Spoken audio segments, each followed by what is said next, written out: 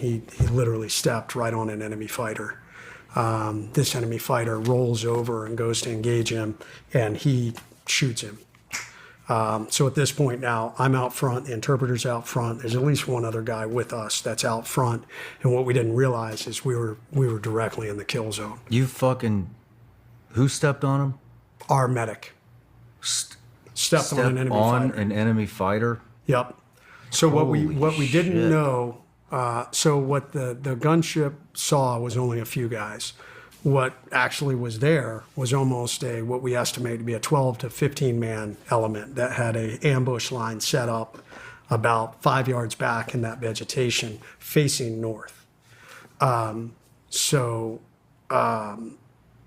What we think probably happened was the leader had been in the building we took down earlier and then moved up to this house, 100 yards away to the north to sleep for the night. And probably had his security detail set up so that if vehicles came in, because our vehicles would have to pull right in front of that vegetation, or if helicopters landed in that open field, either way, they would have been in perfect position to engage us. We ended up coming up from the south.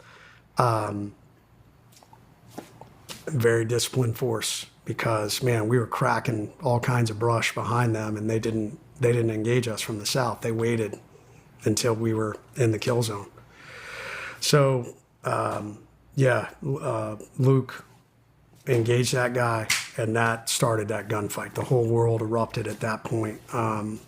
Luke was the first one shot, took a round right below the knee. He had a compound fracture. Bone came out and anchored him right into the ground. He's screaming, pinned down. That's when Maddie ran forward, grabbed him. The only thing behind us was this large John Deere tractor tire in that tree that I guess DJ got behind. I was out front. I'm laying down fire.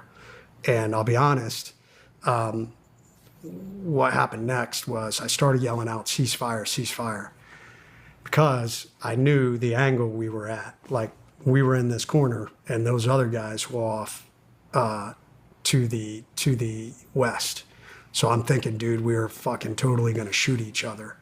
So I was initially yelling ceasefire, which I quickly realized, okay, we're in the middle of a gunfight. Like, we can't ceasefire. So then I started yelling, make sure you know who you're shooting at. But yeah, at this point, we're getting all shot up. Matty had been stitched up the leg and in the arm. He still managed to get Luke back behind that tire. I guess by yelling and shooting, I attracted a lot of attention because at this point I had both machine guns turned on me, and I was stitched across the body armor, 2 rounds in the left elbow. I took rounds off my gun, rounds off my helmet, had my left night vision tube shot off. Holy shit. Turned to try and move back to the tire at this point. And I guess that's when I caught the round from behind that hit me in the face. So it caught me right in front of the ear, traveled through my face, took off most of my nose, vaporized my orbital floor, broke all the bones above my eye, shattered the head of my jaw, broke the head of my jaw, and shattered my jaw down to my chin, and knocked me out. And Jay and those guys saw that. They saw me fall. So they thought I was dead. So I'm unconscious at this point, not aware of that. And this gunfight's now raging. Like, they're behind the tire in the tree, and they're just, raging gunfight about, I don't know, 15, 20 yards, 15 yards. I mean, it was pretty close. Apart? Apart. Yeah, from where the tire and the tree was to this vegetation where these guys are, but we can't see them. All you can see is muzzle flashes. So I come to at whatever point. The gunfight we know lasted 30 to 40 minutes, 35 to 40 minutes. I don't know how long I was unconscious, maybe 10 minutes. So I come to at this point, and I knew I was way fucked up. Like, when I got shot in the arm, like that fucking hurt a lot. As a matter of fact, I thought my arm was shot off.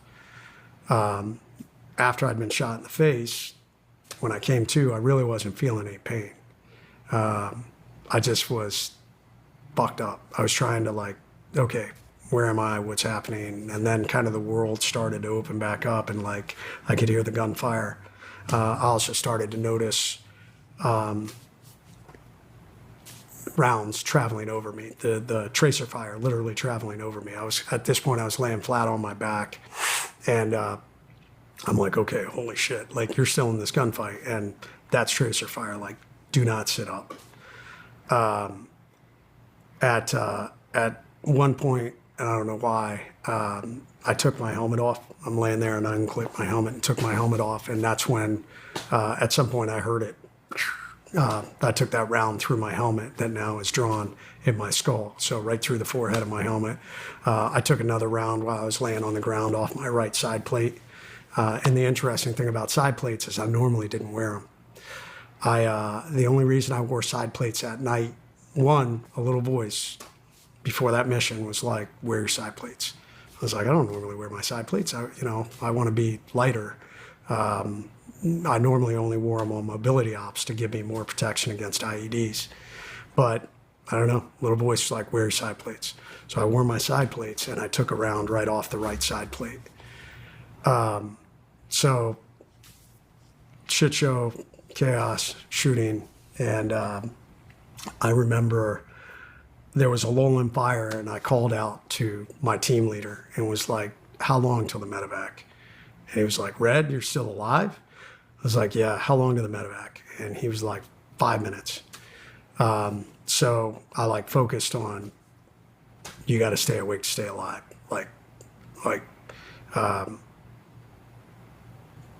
Yeah, you got to make it to the medevac. Like, if you're going to get out of here alive.